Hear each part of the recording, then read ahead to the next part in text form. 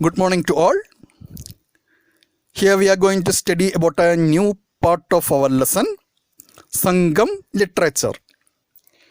In our last class, we had told about the sources of ancient Tamilagam history. Among that, about megalithic monuments we studied in our last class. And here we are going to study about Sangam literature. Sangam literature states that ancient Tamilagam region was extended from Tirupati in Andhra Pradesh to Kanyakumari in Tamil Nadu. Kerala was also included in it. That's why we told that megalithic monuments like Nannangadi and dolmens found from our regions too. Nannangadis were found from our Cherpa, Aratapuzha regions. The ancient Tamil songs provide informations about human life of ancient Tamilagam. The collection of these ancient Tamil songs are called as Sangam literature. Sangam literature means the collection of ancient Tamil songs. These ancient Tamil songs provide information about human life of ancient Tamilagam. It is believed that Sangam literature were compiled in the period between BCE 300 and CE 300. A Tamil poem is given there in our textbook. You please read that. Nata Kondro, Kata Kondro, Avala Kondro, Michaya Kondro, Evvari, Nallavaradar, Avvari, Nalle Variya Nilane. It's a Tamil song. Its meaning is also given there. O earth, whatever you are, plain or jungle, hill or valley, you are good only if the virtuous folk reside there. You have no virtue of your own. If there is good people residing in a land, that land has importance. Otherwise, that land has no importance. There is no virtue of the earth its own or the land its own. This poem was written by Avvaiyar. Avvaiyar was a famous poet during Sangam period. Avvaiyar was a woman poet. Several such woman poets were there at that time. We can see in Tamil history, in Tamil literature, 3 Avvaiyars. The first Avvaiyar was lived in Sangam period, and second Avvaiyar had lived in Chola period, early Chola period, and the third Avvaiyar was lived in later Chola period. And some other poets who had lived at the time of Sangam period that are given there in our textbook: Kapilar, Paranar, Madurai Nakiran, Pale Gaudamanar, etc. They were important poets during Sangam literature. Their works were compiled and classified according to the period that were written and the theme that are given there in our textbook as a table. You please read that.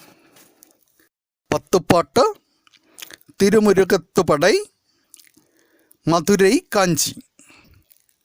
And Ettutogai, in Ettutogai, Akananura, Porananura, Paditipattu. Next, Padinan Kirkanaka, Tirukural, Muttumori Kanchi. And grammar text, Tolkappiyam and Mahakavya, Chilappatikaram and Manimekhali. These were the major works, major Sangam works, Sangam literature works that were classified like a പത്തുപാട്ട്, എട്ടുതൊകൈ, പതിനെൺകീഴ്കണക്ക്, grammar text, Mahakavya, like that. The ancient Tamil songs, all the Sangam literature can be classified into two, mainly as two. Akampattugal and Purampattugal. Akampattugal and Purampattugal. Akampattugal is mainly personal and family affairs.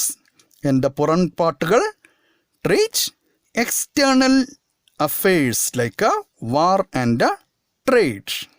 The Sangam literature illustrates physiography, plentiful resources, food habits, dressing patterns, ornaments, recreational activities, customs, major occupations, and beliefs of the period. And about all this, we are getting information. And the next thing we told that about the social life, of people, human beings during the Sangam period, during the ancient Tamilagam. Studied about the Thinais in our earlier classes. Which were the major Thinais? Do you remember that? Kurinji, Mullai, Palai, Marudam, Neithal. These were the important Thinais. Kurinji, Mullai, Palai, Marudam, Neithal were the important Thinais. Kurinji region, it was hill region. In Mullai region, it was grassland. Palai region, it was dry land. Marudam region, it was cultivable land. In Neithal region, it was coastal region. All this we had studied. Then also a table is given there. You please see that. And each of the people who had lived in different Thinais had followed different types of jobs, different types of livelihoods. The people who lived in Kurinji region, they had lived by collecting forest goods, and in cultivation in hilly regions. Pepper and other spices were cultivated in Kurinji region. And the Mullai region, it was grassland. That's why the major occupation of the people who had lived in Mullai region were cattle rearing. Cattle wealth were considered as an important symbol of wealth. That's why the practice of seizing cattle were prevailed.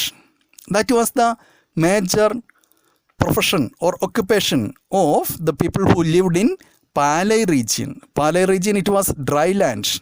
It was not suitable for cultivation.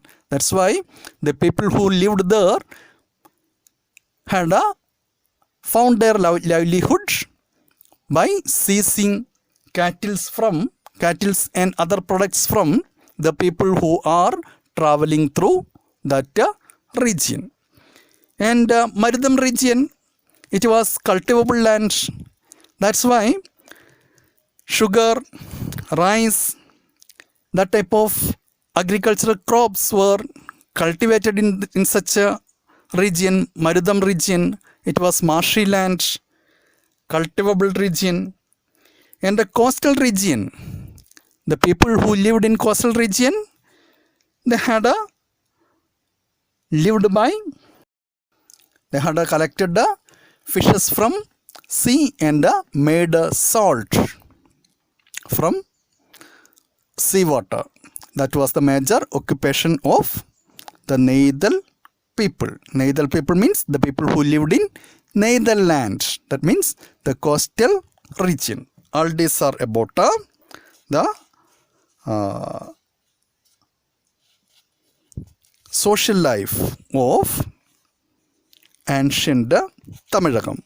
About all this, we are getting information from Sangam literature about the system of exchange and the center of power that we will study in our next class. Now we are going to wind up. Namaskaram.